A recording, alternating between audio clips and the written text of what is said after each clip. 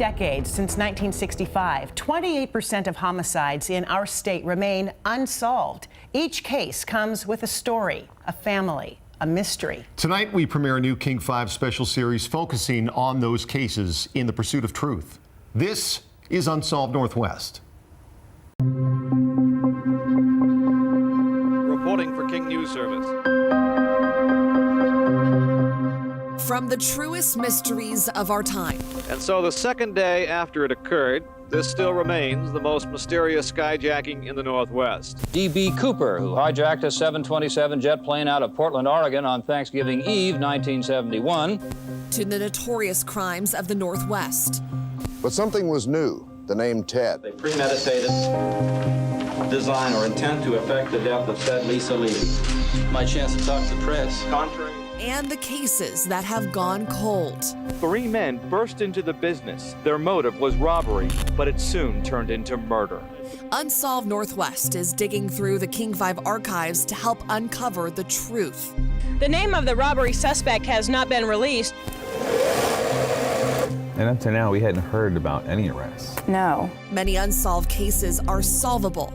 Maybe you know the very tip that could help crack the case.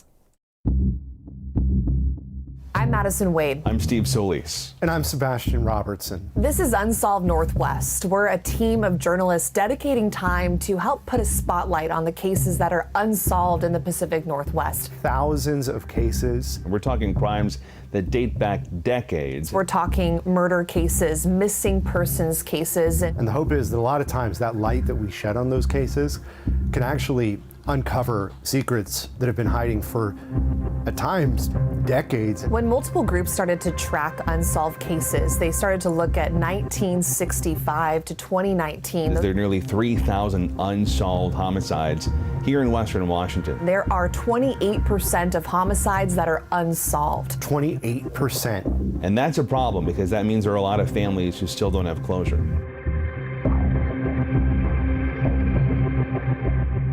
Ryan Backmann founded Project Cold Case. And they essentially dive deep into the data surrounding these cases all over the country. The national clearance rate is somewhere in the low 60%. So you think about that, that's almost 40 out of every 100 murders in the United States that go unsolved. That's a lot of people who got away with murder. It's a whole lot of people that got away with murder. I think most people don't realize how many cases do go unsolved.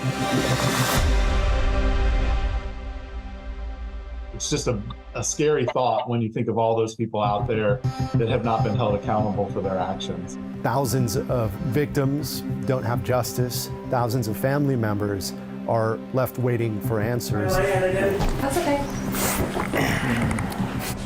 Yeah. Let them know. It's whatever makes you comfortable. Yeah. We'll do the absolute best we can. Nothing's live. And then James, can you introduce yourself as it pertains to the stories? I am James, and I am Autumn's father. James, tell us about Autumn.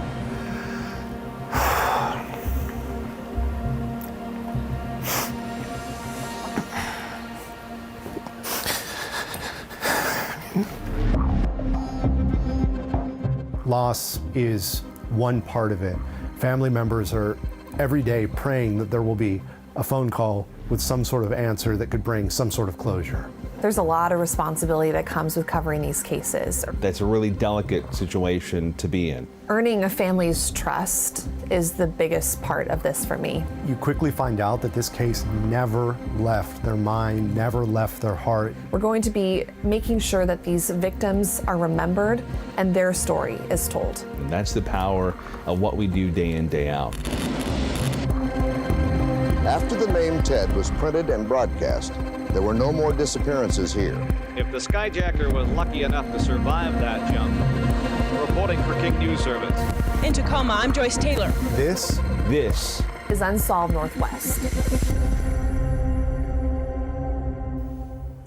Well, Madison, you and the Unsolved team have been working for months on these stories. So what can we expect with the very first case? Yeah, so Joyce and Greg, the first case is Autumn Stone. Her death was initially ruled a suicide in 2019. That's when she was found dead in Green Lake. This case is back open. It's an active investigation, according to Seattle police. We spoke with her parents, as you saw in that piece. Also, a private investigator hired to help the family to figure out what happened to Autumn Stone. What other stories does the Unsolved team have planned to roll out? Yeah, we are just getting started, but another case we have is from January 18th, 1995 in Tacoma. The Min grocery store was robbed. The store's owner at the time, Jung Yan Kim, a 56-year-old Korean immigrant, was shot and killed. His murder is still unsolved. Then on February 15th, 1977, a 911 call came in from a Woodinville home on Mink Road. The victim here, 51-year-old Bill Wills, tried to give an address to the operator, but he suddenly went quiet. And a short time later, a single pop could be heard over that phone. The pop was a single gunshot wound that then killed him. Then also in 1998, Linda Tran and her 2 children were killed at their home in Tacoma. She was pregnant at the time, and their case is still unsolved. For this story, we sat down with her family. You're seeing them right here. Many family members all gathered at their home in Tacoma, showed us newspaper clippings, exposed more information about what happened to her. And we are working with that family, also detectives with Tacoma Police, to bring forward more information about what happened, and hopefully someone out there maybe wants to clear their conscience or maybe wants to come forward with more information on those cases.